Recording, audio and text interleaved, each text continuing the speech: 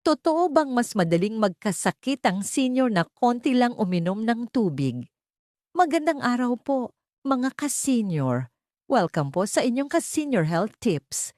Ang inyong gabay para sa mas malusog, mas malakas, at mas masayang pamumuhay habang tayo ay tumatanda.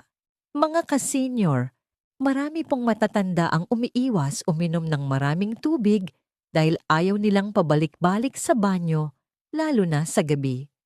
Pero alam niyo ba na ang kulang sa tubig ay maaaring magdulot ng maraming problema sa kalusugan?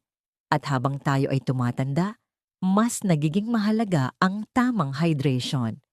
Bakit mahalaga ang tubig sa mga senior? Ang tubig ay mahalaga para sa maayos na circulation, digestion, kidney function, brain health, at tamang temperature ng katawan. Kapag kulang sa tubig, mas nahihirapang gumana ng maayos ang katawan.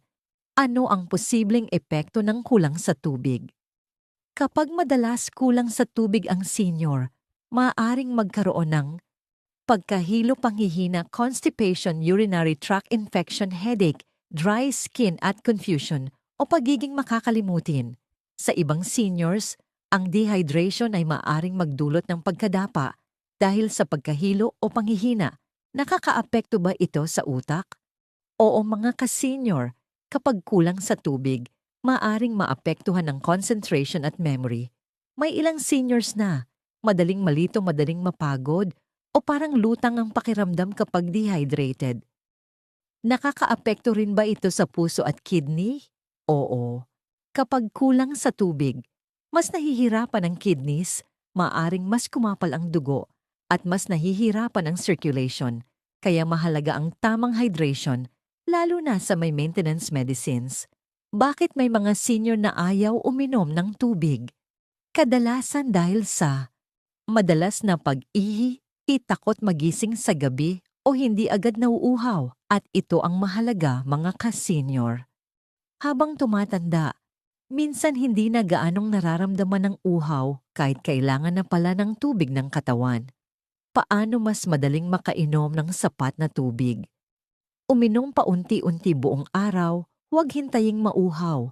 Bago uminom maglagay ng tubig, malapit lagi kumain ng prutas na may tubig tulad ng pakwan at orange, at kung madalas magising sa gabi para umihi, maaaring bawasan ang sobrang pag-inom ng tubig ilang oras bago matulog, pero siguraduhin pa rin na sapat ang inom sa buong araw. Kailan dapat mag-ingat? May ilang seniors na may kidney disease, heart failure, o ibang kondisyon na kailangang kontrolado ang fluid intake. Kaya kung may restriction mula sa doktor, sundin pa rin ang tamang advice para sa inyong kondisyon. Mga ka-senior, tandaan ninyo ito. Ang simpleng pag-inom ng sapat na tubig araw-araw ay malaking tulong para manatiling malakas, alerto, at healthy ang katawan. Minsan, ang mga simpleng habits ang may pinakamalaking epekto sa kalusugan habang tayo ay tumatanda. Kung nakatulong po ang video na ito, huwag kalimutang i-like, i-share, at mag-subscribe para sa mas marami pang ka-senior health tips. Hanggang sa muli mga ka-senior, ingat po kayo lagi at God bless.